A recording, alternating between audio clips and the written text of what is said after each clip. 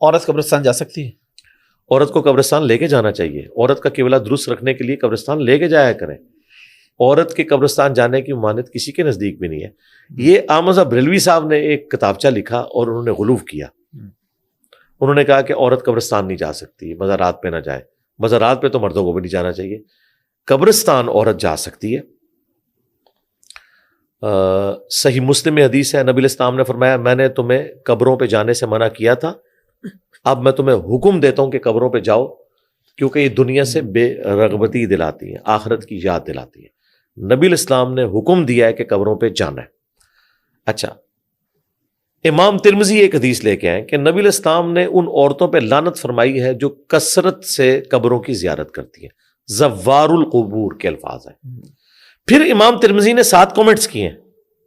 وہ کہتے ہیں اس حدیث میں ان عورتوں کی مذمت ہے جو کثرت سے قبرستان جاتی ہیں, کبھی کبھار والوں کی نہیں, یا یہ حدیث منسوخ ہے اس حدیث کی وجہ سے جو مسلم شریف میں بھی ہے اور ترمذی میں بھی, کہ میں تمہیں حکم دیتا ہوں کہ قبروں پہ جاؤ تاکہ آخرت کی یاد آئے. اس سے بھی بڑھ کر مسلم شریف میں حدیث ہے, اما عائشہ کہتی ہیں سلام اللہ علیہا, ایک رات میری آنکھ کھلی تو نبی الاسلام بستر پہ نہیں تھے. میں اٹھی اور نبی الاسلام کی تلاش میں نکلی. میں نے دیکھا کہ آپ بقیع غرقد قبرستان گئے ہیں. وہ قبرستان پیچھے پہنچ گئی اور وہ کہتی ہے میں نے نبی الاسلام کو دیکھا, آپ نے 3 دفعہ یوں ہاتھ اٹھا کے دعا کی. وہ کہتی ہے میں دور سے دیکھ رہی تھی, میں بھاگتی ہوئی واپس آئی, اپنے بستر پہ لیٹ گئی تاکہ حضور کو نہ پتا چلے کہ میں پیچھے جاسوسی کر رہی تھی. وہ کہتی ہیں کہ میرا سانس تو بھولا ہوا تھا. نبی الاسلام واپس آئے تو آپ نے کہا کہ عائشہ تم میرے پیچھے آئی تھی. کہا یا رسول اللہ. آپ نے فرمایا کہ تم نے گمان کیا کہ اللہ اور اس کا رسول خیانت کریں گے, یعنی میں کسی اور بیوی کے پاس چلا گیا ہوں. انہوں نے کہا یا رسول اللہ میں نے یہی گمان کیا تھا. تو آپ نے فرمایا میں قبرستان گیا تھا, کیونکہ جب میں رات کو سویا بستر پہ لیٹا تو حضرت جبرائیل علیہ السلام میرے پاس آئے اور انہوں نے کہا کہ اللہ تعالیٰ نے آپ کو حکم دیا ہے کہ آپ اسی وقت بقیع غرقد قبرستان جائیں اور ان لوگوں کے لیے مغفرت کی دعا کریں. کیا خوش نصیب لوگ تھے جی, حضور دعا کر رہے ہیں. مسلم شریف میں ایک حدیث ہے, نبی الاسلام جنازہ پڑھا کے نکلے, آپ نے فرمایا قبرستان پہ آپ نے ایک عورت کا جنازہ پڑھا جو مسجد کی صفائی کرتی تھی. صحابہ کرام نے اس کو دفنا دیا, حضور کو بتایا بھی نہیں. بعد میں پتہ چلا, آپ نے کہا مجھے اس کی قبر پہ لے کے جاؤ, میں بھی جنازہ پڑھوں گا. مسجد میں صفائی کرنے والی حبشیہ عورت کی اتنی عزت کی آپ نے. جنازہ پڑھ کے واپس آئے, قبر پہ جنازہ پڑھا, کہا یہ قبریں اندھیروں میں ڈوبی ہوئی تھی, اللہ نے میرے جنازہ پڑھنے کی برکت سے نور سے بھر دیا. تو نبی الاسلام کی دعا کا تو یہ فائدہ ہے. اچھا, اس حدیث کی طرف واپس ہے. اما عائشہ نے کہا یا رسول اللہ جب میں قبرستان جاؤں تو میں کیا دعا مانگوں؟ تو یہ موقع تھا, حضور کہتے ہیں قبرستان تو عورت جا نہیں سکتی. آپ نے ان کو دعا تعلیم فرمائی. مسلم شریف میں یہ دعا ہے السلام علیکم اہل الدیار من المؤمنین والمسلمین وانا ان شاء اللہ بکم للاحقون نسأل اللہ لنا ولکم العافیہ. مزے کی بات بتاؤں, میں بقیع غرقد قبرستان میں نا یہ دعا لکھی ہے, نیچے مسلم شریف کا ریفرنس لکھا ہوا ہے. تو وہاں وہ جو شرطے پھر رہے ہوتے ہیں نا ان کے, وہ اردو بھی بول لیتے ہیں, وہ عورتوں کو اندر قبرستان نہیں جانے دیتے. آپ کو پتا ہے صرف مر جاتے ہیں, عورتیں بیچاری باہر رہتی ہیں. تو میں نے ان کو باقاعدہ کہا, میں نے کہا یار یہ مسلم شریف کی تم نے حدیث لکھی ہوئی ہے, نیچے دعائیں لکھی ہیں, یہ تو دعا ہی اما عائشہ نے سکھائی ہے. اور اما عائشہ کو حضور نے کہا تھا جب تو قبرستان جا تو یہ مانگنا. تم لوگوں نے عورتوں کے اوپر کیوں مندی لگائی ہوئی ہے؟ اس میں میں تفنن کے طور پہ کہتا ہوں کہ احمد بریلوی اور جو سعودیہ کے وہابی ہیں نا, ان کا ایک ہی عقیدہ تھا. ہاں, پاکستان کے اہل حدیث اس بات کے قائل ہیں کہ عورت قبرستان جا سکتی ہے, کیونکہ یہاں کے اہل حدیث کی خوبی ہے آپ جب ان کو حدیث بتاتے ہیں نا وہ پھر کسی عالم کو نہیں دیکھتے. تو عورتوں کو قبرستان لے کے جانا چاہیے تاکہ عبرت حاصل ہو. موت کی یاد, آخرت کی یاد عورتوں کو بھی تو چاہیے.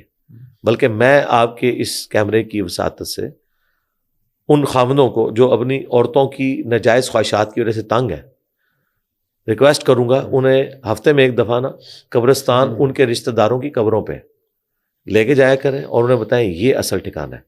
اور عورتیں بڑی رقیق القلب ہوتی ہیں. میں تو اپنی بیوی کو لے کے جاتا ہوں, اس کی دادی کی قبر کے اوپر لے کے جاتا ہوں, رشتہ دار نانی کی قبر پہ لے کے جاتا ہوں اور قبرستان سے گزارتا ہوں تاکہ عبرت حاصل ہو.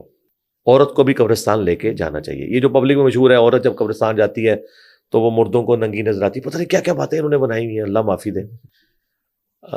البتہ عورت جنازے کے ساتھ نہ جائے، وہ نبی الاسلام نے منع کیا، اس میں صبر کام ہوتا ہے، اور جنازہ بھی پڑھ سکتی ہے، صحیح مسلم میں ٹھیک ہے. اما عائشہ سلام اللہ علیہا کی مبارک زندگی میں 56 ہجری میں سعد ابن ابی وقاص جب فوت ہوئے تو اما عائشہ نے کہا کہ سعد کی میت لا کے سامنے رکھو، میں جنازہ پڑھوں گی.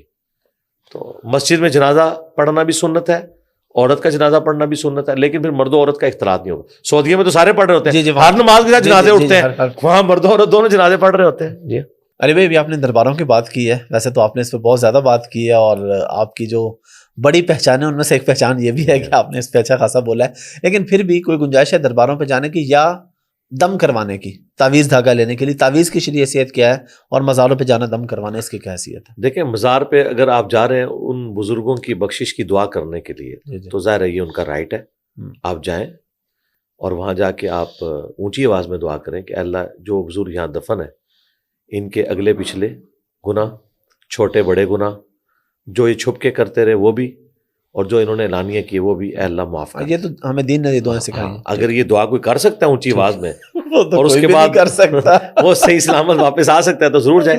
دیکھیں ہم منع کیوں کر رہے ہیں؟ جو جگہ نبی الاسلام کی نافرمانی پہ بنائی گئی ہیں ہم آپ کو کیسے الاؤ کریں؟ ہمیں دین کی غیرت منع کرتی ہے. نبی الاسلام کی واضح حدیث ہے مسلم شریف میں تمہیں منع کرتا ہوں قبروں کو پکا کرنے سے، قبروں پر عمارت بنانے سے، اور ان پر بیٹھنے سے. ڈائریکٹ بیٹھنا بھی منع ہے، مجاور بن کے بھی بیٹھنا منع ہے. مسلم شریف میں ایک اور حدیث ہے، ابو حیاج اسدی تابعی کہتے ہیں کہ سیدنا علی نے اپنے دور خلافت میں مجھ سے فرمایا کہ اے ابو حیاج، میں تمہیں اسی کام پہ معمور نہ کروں جو نبی الاسلام نے میری ڈیوٹی لگائی تھی، کہ میں کوئی اونچی قبر دیکھوں تو اسے زمین کے برابر کر دوں، اور کوئی تصویر دیکھوں جو عبادت کی غرض سے، تعظیم کی غرض سے بنائی گئی ہے اسے مٹا دوں.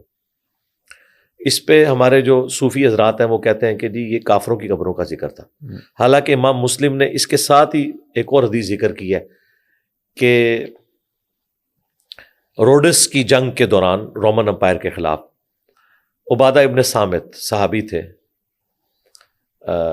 وہ اصحاب کے ساتھ جا رہے تھے، راستے میں ان کا ایک ساتھی فوت ہو گیا، انہوں نے اس کی قبر زمین کے برابر بنوائی اور کہا نبی الاسلام ہمیں یہی حکم دیتے تھے، افضل یہ ہے کہ زمین کے برابر ہو. بخاری شریف میں ہے کہ اگر اونچی رکھنی ہے ایک بالش تو وہ بھی کچی. تو مزارات پہ یہ ہو رہا ہے. اور پھر جو خرافات وہاں پہ ہو رہی ہیں، یعنی وہاں پہ جو بے حیائی کا طوفان بدتمیزی ہے، مرد و عورت کا اختلاط ہے، شرکی ایکٹیویٹی ہو رہی ہیں سجدوں کی شکل میں، اور پھر ڈھول ڈمکے، بدکاری کے اڈے کئی بن چکے ہیں. سب سے بہترین چرس ہیروئن عموماً درباروں پہ ملتی ہے. نبی علیہ السلام کے مزاج کے خلاف ہے. سنن ابی داؤد میں حدیث ہے، ایک صحابی نے کہا یا رسول اللہ میں نے یہ منت مانی ہے کہ مقام بوانا پہ اونٹ اللہ کی راہ میں قربان کروں گا. ایک روایت میں ہے 100 اونٹ. آپ نے فرمایا دیکھنا وہاں کہیں زمانے جاہلیت میں کوئی میلہ تو نہیں لگتا تھا، یا کسی زمانے میں یہاں بت کی پرستش تو نہیں ہوتی تھی. اچھا، انہوں نے آگے سے نہیں پوچھا یا رسول اللہ اگر ہوتی بھی تھی دین واٹ، اب تو نہیں ہو رہی. آپ فرمایا پہلے اگر کہیں ہوتی تھی نا تب بھی وہاں نہیں جانا، کیونکہ اس سے پھر لوگ کیا پلی لیں گے کہ وہ شاہ صاحب دی یاد تازہ بھی ہوتی ہے، بزرگوں دی یاد تازہ بھی ہوتی ہے. آج کے زمانے میں اگر میں لینگویج میں بولوں تو وہ نبی جو آپ کو اللہ کی نام کی قربانی بھی نہ کرنے دیں میلے ٹھیلوں کی جگہوں کے اوپر، وہ آپ کو کیسے الاؤ کریں گے کہ ایسی جگہیں جہاں پہ یہ خرافات ہو رہی ہیں. رہا تعویذات والا معاملہ، اسلام میں تو تعویذ کا کوئی کنسیپٹ اس حوالے سے نہیں ہے کہ آپ نے اسے لٹکانا ہے. ٹھیک ہے، قرآن میں ہے کہ شہد میں شفا ہے. اس کا کوئی مطلب یہ نکالے گا کہ شہد کی بوتل آپ گلے میں لٹکا لیں گے؟ ایک بیوقوف آدمی بھی کہے گا بھائی اسے چاٹو. تو قرآن جب کہہ رہا ہے قرآن میں شفا ہے تو اس سے شفا حاصل کرنے کا طریقہ، جس طرح شہد سے شفا حاصل کرنے کا طریقہ چاٹنا ہے، قرآن سے شفا حاصل کرنے کا طریقہ بھی تو اللہ کے نبی بتائیں گے نا. پڑھنا جی وہ بتایا اسے پڑھنا. اور وظائف صحیح بخاری میں آیا نبی الاسلام رات کو سونے سے پہلے المعوذات، 3 تعویذ، 3 پناہ دینے والی صورتیں، آخری 3 صورتیں سورۃ الاخلاص، سورۃ الفلق، سورۃ الناس 3 دفعہ پڑھ کے ہاتھوں میں پھونک کے جسم پہ ملتے تھے.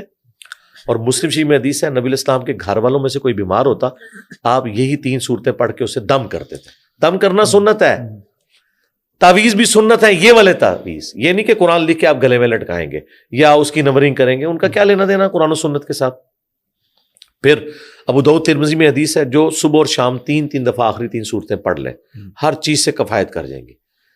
پھر ابو داؤد ترمذی میں حدیث ہے ایک صحابی کہتے ہیں نبی الاسلام نے مجھے وصیت کی تھی کہ ہر فرض نماز کے بعد 1 دفعہ آخری 3 صورتیں پڑھ لینی ہے. ترمذی میں ایک رکت انگیز حدیث ہے جو سنن صحیح الکبریٰ میں ہے کہ نبی علیہ السلام پہ جب یہ آخری 2 صورتیں نازل ہوئی نا پلس سورہ اخلاص، تو پھر آپ علیہ السلام نے باقی دعائیں چھوڑ دی تھی، آپ صرف انہی کو لیا کرتے تھے کہ یہ ہر ایک چیز سے کفایت کرتی ہیں۔ میں ان سٹوڈنٹ سے، ان لوگوں سے جن کے پاس زیادہ ٹائم نہیں ہوتا، یہ ریکویسٹ کروں گا آپ کچھ سنت اذکار نہ کریں، ہر فرض نماز کے بعد آخری 3 صورتیں پڑھ لیں اور صبح شام 3 دفعہ پڑھ لیں۔ آپ کو کوئی سنت اذکار کرنے کی ضرورت نہیں، ہر ذکر، ہر دعا، شیاطین سے بچنے کی، جادو سے بچنے کی، سے ہر چیز، سب کچھ اس کے اندر کور ہے۔ اور سب سے بڑھ کر یہ قرآن کی صورتیں، یہ سنت والی بات ہی نہیں رہی، یہ تو قرآن کی دعائیں، تو یہ کر لیں۔ یہ تعویذات ہے جی، اس میں میرا کلپ بھی ہے رسول اللہ کے تعویذات، آپ نے بھی اگر کلپ اپلوڈ کرنا ہے نا جی جی اس عنوان سے کریں، نبی علیہ السلام کے تعویذات، ٹھیک ہے، المعوذات، 3 پناہ دینے والی صورتیں۔